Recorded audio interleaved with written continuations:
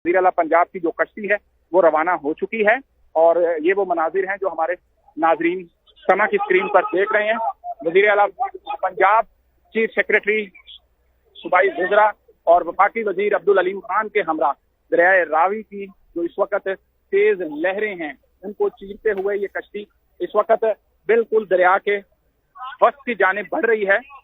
ये सामने अगर हमारे कैमरा में आपको दिखाएं कि ये वो मनाजिर हैं जो आप लोग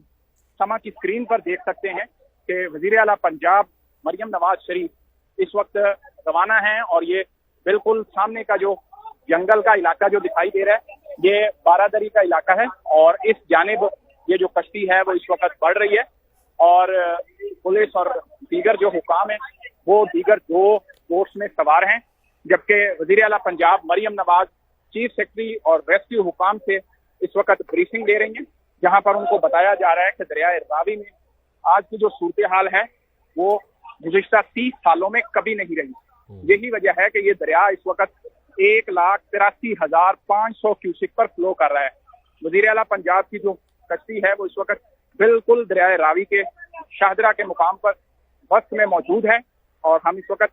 देख सकते हैं, अपने नाजरीन को बता सकते हैं, दिखा सकते हैं कि वज़ीर आला पंजाब मरियम नवाज अपने जो सूबाई वज़रा हैं उनके हमरा यहाँ पर पहुंची थी और यहाँ से वो अब आगे की जानिब बढ़ रहे हैं